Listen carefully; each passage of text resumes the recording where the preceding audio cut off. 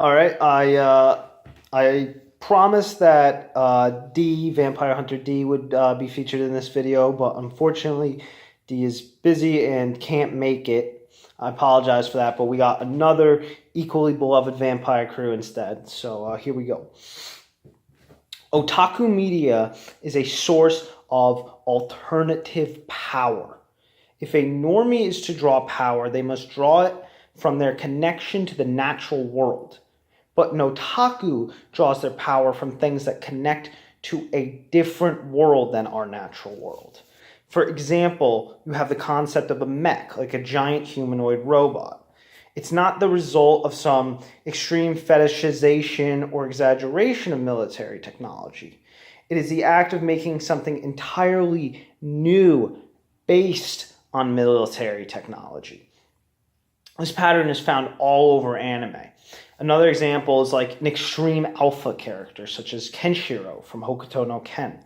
He's not simply the result of pushing alpha masculine traits to their absolute limit. He is something entirely different, derived just from the concept of alpha. He's no longer similar enough to a traditional real-world alpha to be called the same thing anymore.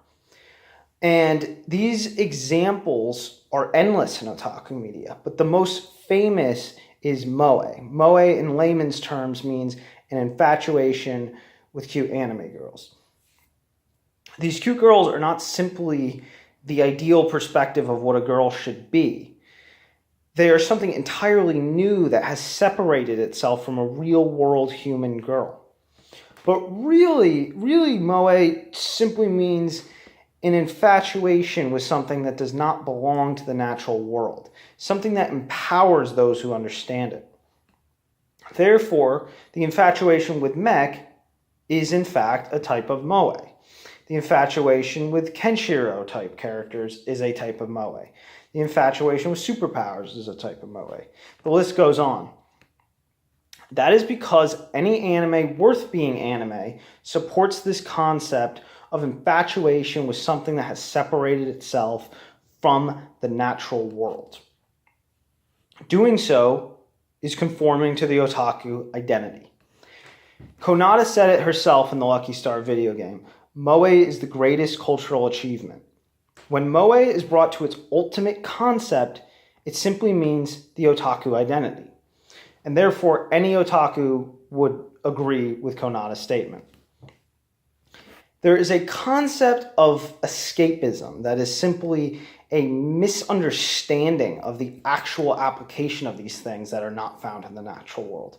A true otaku does not escape into anime. They utilize it as a source of power. Now, there are three types of otaku.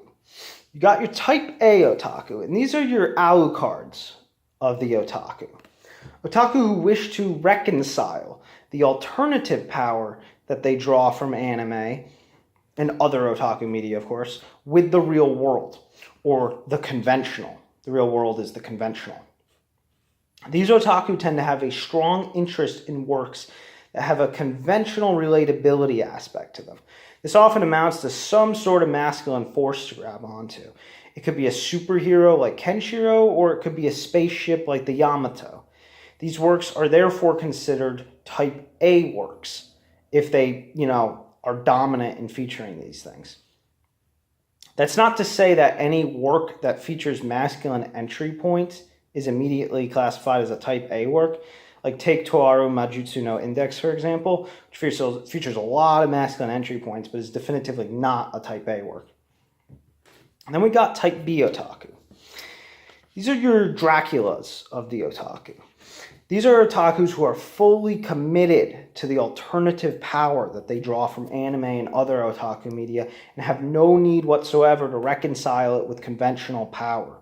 These otaku tend to have a strong interest in works that feature glorification of elements that don't typically equal out to power in the real world.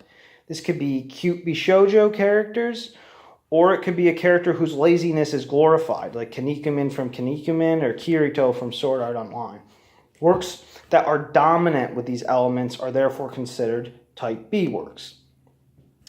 These elements are technically more feminine, so it's not accurate to say that type A otaku are bent more so it's not inaccurate, rather. It's not inaccurate to say that type A otaku are bent more toward the masculine, while type B otaku are bent more towards like feminine ends. Now, it's not a coincidence that type A otaku, who still want conventional power to supplement their alternative power, would prefer masculine ends, while the type B otaku, who only needs alternative power, would prefer feminine ends. We live in a world where masculine force is the dominant force. And I'm not talking about culture. I'm talking about nature.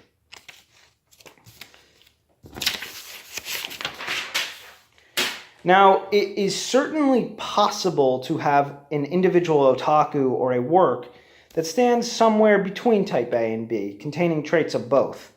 Now, this is known as a type AB otaku or work.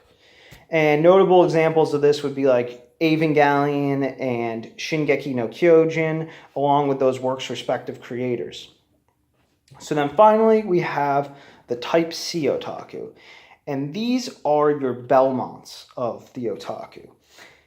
They are the rarest type of otaku, and the type C otaku are people who don't actually rely on alternative power, but have a strong interest in the otaku aesthetic.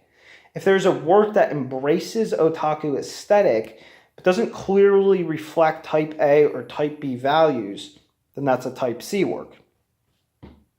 Now, what has happened in recent years is the proliferation of fake otaku, as I call them. Fake otaku are otaku that are not into anime for the sake of drawing power from it. They are simply into it because they have nothing better to do, because they lack confidence for life. But fake otaku aren't just a recent problem. The otaku identity has been misrepresented to the West, and because of that, there is an overabundance in the West of fake otaku, type A otaku, and type B otaku who lack confidence. Now, there are three basic generations of Western anime fans. One, you got the Robotech generation. These people grew up mostly on 70s and 80s anime that they obtained through obscure videotapes or television channels. These fans tend to have a strong attachment to like sci-fi, fantasy, and world-building qualities of anime. And then you got the Toonami generation, which is technically my generation, although I don't associate with them at all. This is when Dragon Ball Z, Sailor Moon, and Gundam Wing were the shit on Cartoon Network's Toonami. These fans tend to have a strong attachment to characters that read as badass or powerful. And then finally, three, we have the streaming generation. And these fans tend to be extremely glib about their interests and are obsessed with memes. Now, I'm not saying that anime memes are a bad thing or whatever. I'm just saying that glibness is a bad thing. Now, all three of these generations have a deep divide between one another. And all three of these generations never fully understood what otaku culture was really about. All three of these generations disgust me. And I'm not saying there aren't cool Western anime fans. There are, obviously.